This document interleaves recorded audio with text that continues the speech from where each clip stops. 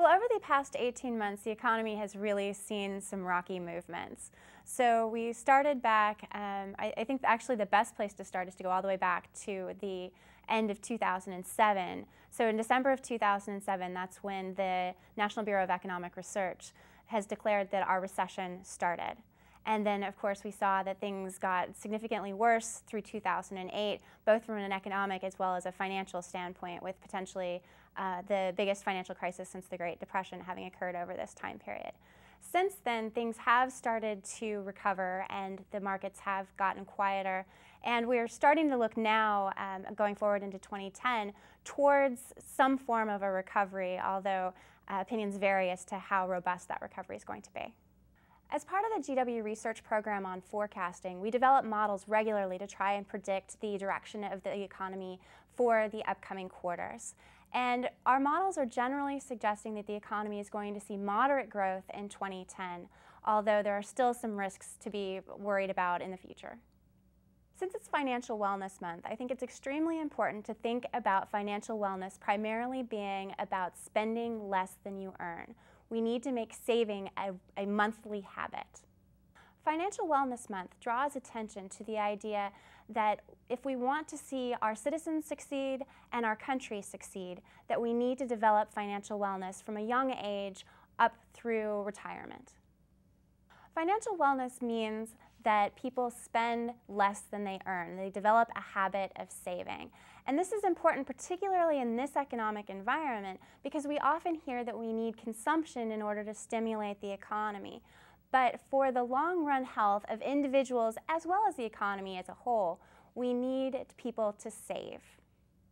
Well, again, the key thing in order to stay financially healthy is to really spend less than you earn.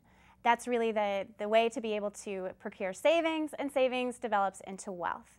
And so to prepare for the future, obviously there's those typical things that personal finance specialists tell you to do, such as build up a 6-month cushion and those sorts of things. Now, some families may not be able to put together a 6-month cushion, but to be able to put together what they can is really important, to really make savings an important part of the family budget.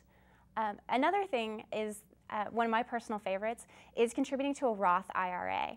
The Roth IRAs allow people to save and have their earnings accrue tax-free for retirement, while at the same time still having access to their contributions, which allows them to be able to draw on them in the case of an emergency.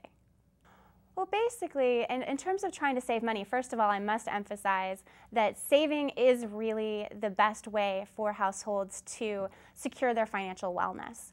And so in terms of trying to save, unfortunately, households are looking at particular difficulties at this time.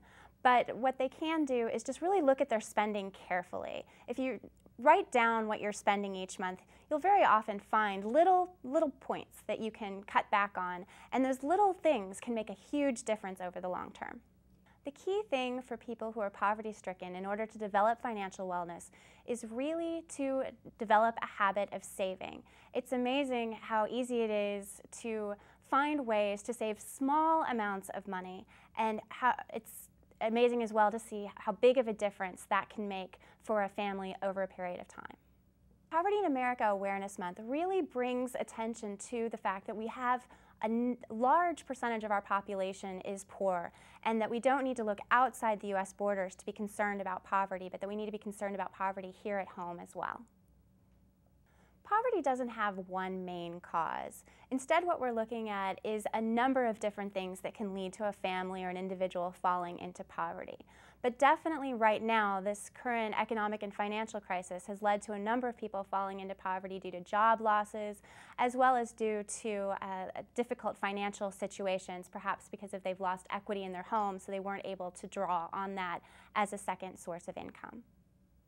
We've unfortunately seen poverty rates rise significantly over the past 18 months. The data are still coming in for the most recent period, but from 2007 to 2008, the poverty rate rose by almost a percentage point.